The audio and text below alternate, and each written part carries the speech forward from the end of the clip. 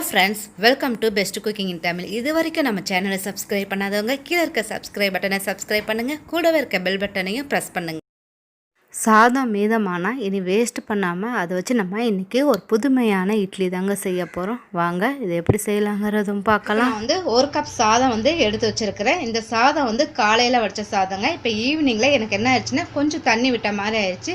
So இதை நான் தண்ணி ஊற்றி வச்சு சாப்பிட விரும்பலை. அதே மாதிரி இது கீழே கொட்டவும் எனக்கு விருப்பம் இல்லை. இதில் நான் ஒரு புதுமையான இட்லி தாங்க செய்ய போகிறேன். இப்போ நம்ம ஒரு கப் சாதம் எடுத்து வச்சுருக்கிறோம். ஒரு மிக்ஸி ஜார் ஒன்று எடுத்துக்கோங்க. இதில் நம்ம சாதத்தை கொட்டிடலாம். இப்போ ஒரு கப் சாதம் எடுத்துருக்கிறேன். இதில் ஒரு 2 டீஸ்பூன் அளவுக்கு தயிர் ஆட் பண்ணிக்கோங்க. ஏன்னா கொஞ்சம் புளிப்புத்தன்மை இருந்தால் நமக்கு இட்லி நல்லா சாஃப்டாக இருக்கும் இல்லையா? அதனால் நம்ம இன்ஸ்டண்ட்டாக செய்ய போகிறனால கொஞ்சமாக தயிர் ஆட் பண்ணிக்கோங்க. ஒரு கப் சாதம் எடுத்துருக்கனால அரை கப் அளவு தண்ணி ஊற்றிக்கோங்க. தண்ணி ஊற்றிட்டு இதை நம்ம என்ன பண்ண போகிறோம்னா நல்லா பேஸ்ட்டாக அரைச்சி எடுத்துக்கலாம். இப்போ பாருங்கள், நல்லா நைஸாக அரைச்சி நம்ம எடுத்துட்டோம். இதை நம்ம ஒரு பவுலுக்கு ஊற்றிக்கலாம். இது மாதிரி கொஞ்சம் தண்ணியாக இருக்குதுன்னு கவலைப்பட வேணாம். நம்ம இதில் ரவையை ஆட் பண்ண போகிறோம். ஸோ நமக்கு ரவை இதில் தண்ணி இருந்தாலும் அது நல்லாவே அப்சர்வ் பண்ணிக்கும். இதில் நான் ஒரு 50 கிராம் அளவுக்கு ரவை எடுத்துருக்கேங்க. இந்த ரவையை இதில் நம்ம போட்டுடலாம். இதோட தேவையான அளவுக்கு நம்ம இதில் உப்பு சேர்த்துக்கலாம். சாதத்தில் நம்ம உப்பு சேர்த்து தான் வடிச்சிருக்கேன். அதனால் கொஞ்சம் பார்த்து சேர்த்துக்கோங்க. உங்களுக்கு சாதத்தில் உப்பு இல்லாட்டினா நீங்கள் கொஞ்சம் கூடுதலாகவே ஆட் பண்ணிக்கோங்க. இப்போ இது எல்லாமே நல்லா மிக்ஸ் பண்ணிடலாங்க.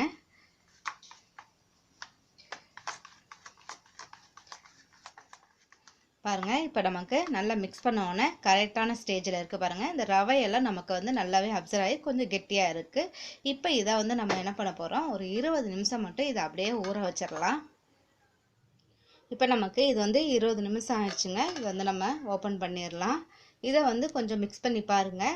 எனக்கு கரெக்டாக இருக்குது. உங்களுக்கு கொஞ்சம் கெட்டியாக இருந்துச்சு அப்படின்னா கொஞ்சமாக தண்ணி ஊற்றி மிக்ஸ் பண்ணிக்கோங்க. இப்போ நான் அடுப்பு ஆன் பண்ணி ஒரு இட்லி பாத்திரம் வச்சுருக்கேங்க. இதில் நம்ம ஊற்றிடலாம். இதுவே உங்களுக்கு குழி இல்லாத இருந்துச்சுன்னா நீங்கள் அழகாக எண்ணெயை தடவிட்டு அதில் ஊற்றிக்கோங்க. இப்போ இது எனக்கு கொஞ்சம் ஹோல் இருக்கனால நான் இட்லி துணி விரிச்சிருக்கேன். இதை நம்ம ஊற்றிடலாம். நீங்கள் சாதம் இந்த மாதிரி உங்களுக்கு எக்ஸ்ட்ராவாக மிஞ்சிருச்சுன்னா என்ன பண்ணுறீங்கன்னா, இந்த மாதிரி நீங்கள் நைட்டு கூட நீங்கள் இது மாதிரி இட்லி செஞ்சிடலாங்க.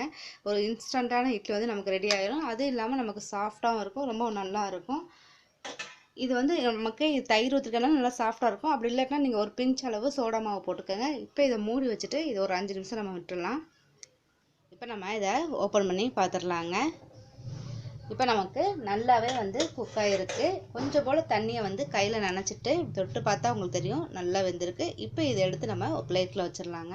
இப்போ நமக்கு ஒரு அருமையான சாதம் மீதமானதுலேருந்து ஒரு அருமையான இட்லி நம்ம செஞ்சுட்டோங்க. கண்டிப்பாக நீங்கள் ட்ரை பண்ணி பாருங்கள். ரொம்ப சாஃப்டாகவும் ரொம்ப ஸ்மூத்தாகவும் இருக்குது.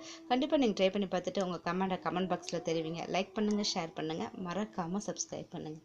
Thank you viewers.